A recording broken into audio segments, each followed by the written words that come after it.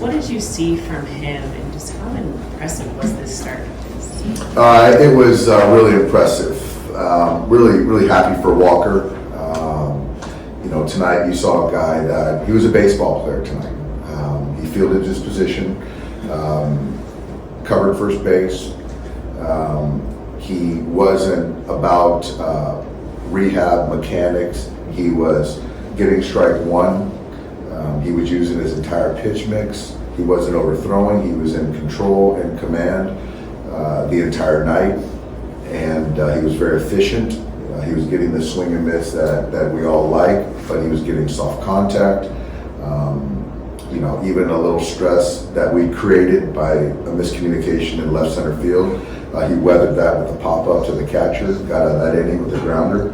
And so for me, to get him into get him through the sixth inning, which he probably hasn't got through the sixth inning in a year and a half, was really just across the board really good. So very encouraging night for Walker. Did it feel similar to Walker 2 years ago, or did it feel kind of like this is, I don't know about a new version, but a version of him that can be incredibly successful right now? Well, I think that the hitters will tell you, and I think it's a person, a player that can be successful right now.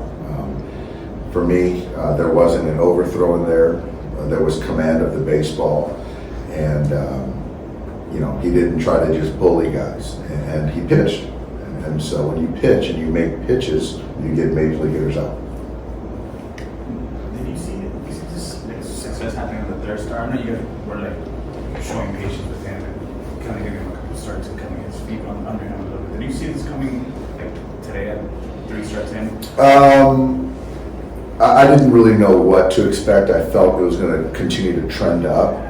There were some building blocks, some parts of it that I felt encouraged about from both starts. But today it was 2 grades better with the command.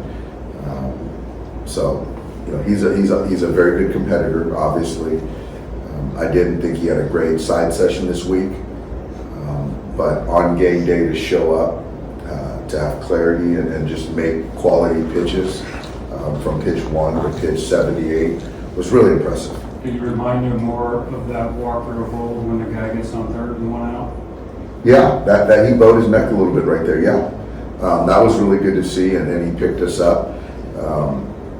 Crowded the hitter and popped him up, and so to save that run was really big. Yes. What happened left center? Like just a miscommunication. I just think that obviously you get Vargy and Andy haven't played together recently, and so especially with Andy in center field, I don't know how much they've done that, to be quite honest. And so it's just more of Andy taking charge out there, and you're in a bigger ballpark and there's some more noise, so just kind of making sure he's more vocal with his voice.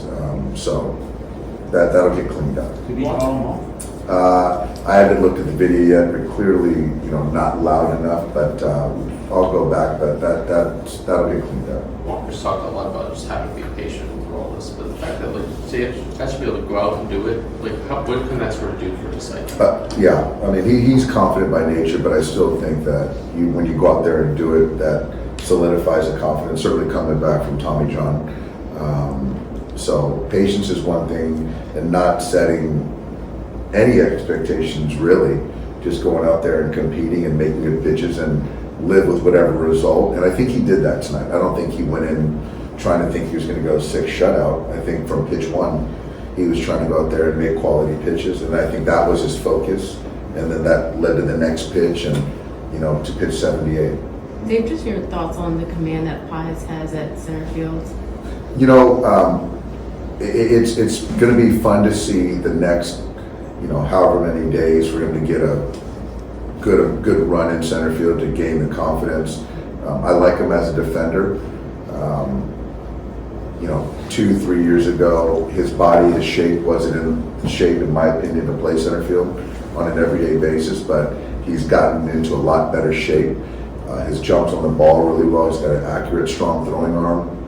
So he's only going to get better out there. And I do like him, essentially anywhere in the outfield. Moving to offense, same player. He loses his bat. The next next hit. It's RBI single, just the ability to be able to make that next big hit. How big is Yeah, that? yeah. I would think with Andy, it's very unique for a young player to have the poise that he does, and yeah, to lose a bat, throw it up against the screen, and then to reset and ride a slider down, and ride it through the middle of the infield for a base hit, RBI was big. And so even, his struggles recently to not kind of panic and spiral, that says a lot of maturity from Andy. Dave, you guys had a bunch of foul balls against their starter, like especially early on in the game. Like, how impressed were you with the approach? I was really impressed. This is probably 1 through 9 our best team at bat quality that we've had all year. Certainly beating the starter. We didn't get that big hit early, didn't create a whole lot of traffic, but it seemed like every hitter went to 3-2, and we got him out in the 5th inning, and we got to the pen. So, even going into the last game, they're going to have to run Hunter Green out there for a good bit because of what we've done to their pen, and we've seen a lot of their guys. So, but tonight, 1 through 9, we had a good plan, spoiled a lot of pitches, and won a lot of at bats. I'm not sure if you realize, but after that miscommunication, Teoscar and Jason immediately went up to Andy and Miguel. Just how valuable is it having that veteran leadership to constantly kind of taking these young guys under their wings? And it kind of seemed like they were walking them through of what you should do or things like that. It's great. It's great. I really believe that it's the players' team, and those guys have got to police each other. They've got to educate one another. They've got to encourage one another. And Jason and Teoscar have been in that position at one point in their careers. And so, I'm sure they encourage Andy to use his outside voice, and that helps with communication. Thanks, guys. Thanks, guys.